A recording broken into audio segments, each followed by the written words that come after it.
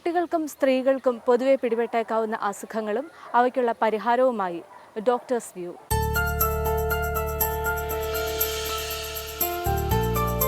സ്ത്രീകളിലെ അർബുദ രോഗങ്ങളിൽ ഏറ്റവും പ്രധാനപ്പെട്ട ഒന്നാണ് സ്തനാർബുദം അഥവാ ബ്രസ്റ്റ് ക്യാൻസർ. അർബുദം കൊണ്ടുണ്ടാകുന്ന മരണങ്ങളിൽ ഏറ്റവും പ്രധാനപ്പെട്ട വില്ലനാണ് സ്തനാർബുദം കൊണ്ടുണ്ടാകുന്ന മരണം അഥവാ ബ്രസ്റ്റ് ക്യാൻസർ മൂലമുള്ള മരണം. എന്നാൽ തുടക്കത്തിൽ തന്നെ കണ്ടുപിടിക്കാൻ കഴിഞ്ഞാൽ ഇത് മരണകാരണം ആകുന്നില്ല എന്നുള്ളതാണ് പ്രത്യേകത. സ്വന്തമായിട്ട് തന്നെ തുടക്കത്തിൽ കണ്ടുപിടിക്കാൻ കഴിയുന്നതും വളരെ തുടക്കത്തിൽ ചികിത്സിച്ചാൽ പരിപൂർണമായി ഭേദപ്പെടുത്താവുന്നതുമായിട്ടുള്ള ഒരു അസുഖമാണ് സ്തനാർബുദം അഥവാ ബ്രസ്റ്റ് ക്യാൻസർ. ഇതിന് വേണ്ടത് എല്ലാ സ്ത്രീകളും ആർത്തവത്തിന് ശേഷമുള്ള ആദ്യത്തെ 5 ദിവസത്തിനുള്ളിൽ സ്വയം പരിശോധന നടത്തേണ്ടതാണ്. സ്വന്തമായി പരിശോധന നടത്തുമ്പോൾ പ്രത്യേകമായിട്ടൊരു കല്ലിപ്പോ, മാറിടങ്ങൾ കല്ലിപ്പോ, തടിപ്പോ, വലിപ്പ വ്യത്യാസമോ, മുലഞ്ഞെട്ടുകൾക്ക് ആകൃതിയിൽ വ്യത്യാസം വരികയോ, ഉള്ളിലേക്ക് വലിഞ്ഞിരിക്കുന്നതായിട്ട് കാണുകയോ, അല്ലെങ്കിൽ കക്ഷഭാഗത്തുണ്ടാകുന്ന തടിപ്പോ മുഴയോ, ഇതിലേതെങ്കിലുമൊക്കെ ഒരു സംശയം തോന്നിക്കഴിഞ്ഞാൽ അത് ഒരു ഡോക്ടറെ സമീപിച്ച് കൃത്യമായ പരിശോധന വിധേയമാക്കേണ്ടതാണ്.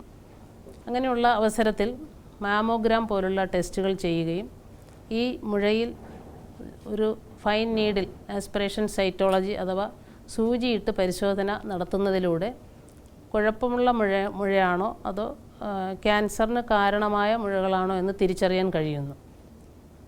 വളരെ തുടക്കത്തിൽ തന്നെ ഇത്തരം അസുഖം കണ്ടുപിടിക്കുകയാണെങ്കിൽ അതിന് കൃത്യമായ ചികിത്സയുണ്ട്.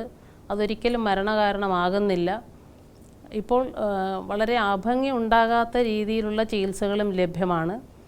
റീകൺസ്ട്രക്റ്റീവ് സർജറി അഥവാ പ്ലാസ്റ്റിക് സർജറികൾ മുഖേന അഭംഗി ഉണ്ടാകാത്ത തരത്തിലുള്ള ചികിത്സയും നമുക്ക് ലഭ്യമാണ്. അപ്പോൾ പലരിലും ഇത്തരം ഒരു സംശയം തോന്നിക്കഴിഞ്ഞാൽ അവർ പേടിച്ചിട്ട് തന്നെ ഡോക്ടറെ കാണാതിരിക്കുന്ന ഒരവസ്ഥ കാണുന്നുണ്ട്. അപ്പോൾ അവർക്ക് വേണ്ടി പ്രത്യേകമായിട്ട് പറയുകയാണ്, അങ്ങനെ ഒരിക്കലും ചിന്തിക്കരുത്.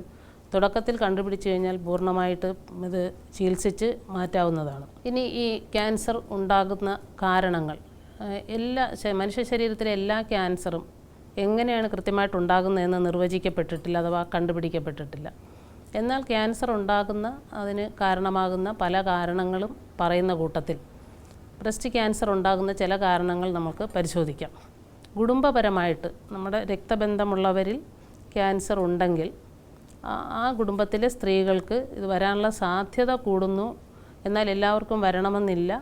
അപ്പോൾ അത്തരത്തിലുള്ളവർ, രക്തബന്ധമുള്ളവരിൽ ക്യാൻസർ ഹിസ്റ്ററി ഉള്ളവർ കൃത്യമായ പരിശോധന വിധേയമാകണം. ഡോക്ടറെ കണ്ട് വർഷം തോറും പരിശോധിക്കേണ്ടത് അത്യാവശ്യമാണ്.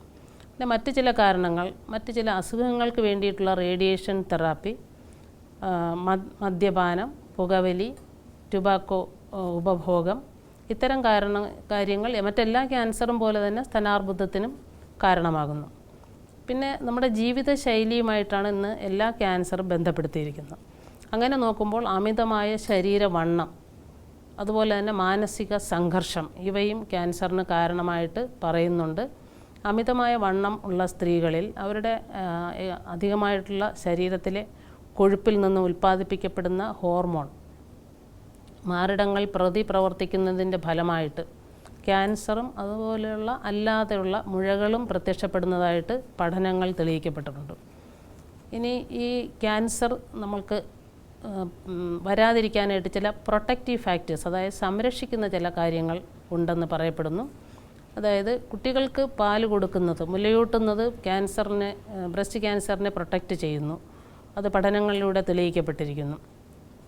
അതുപോലെ തന്നെ ചില ആഹാര സാധനങ്ങളിൽ അടങ്ങിയിരിക്കുന്ന ഫൈറ്റോ ഈസ്ട്രജൻസ് എന്ന് പറയുന്ന ഘടകങ്ങൾ, ഇവ ബ്രസ്റ്റ് ക്യാൻസർ പ്രൊട്ടക്റ്റ് ചെയ്യുന്നു. ഈ ഫൈറ്റോ ഈസ്ട്രജൻസ് ഏതെല്ലാം ആഹാര സാധനങ്ങളിലുണ്ട് എന്ന് നമുക്ക് നോക്കാം.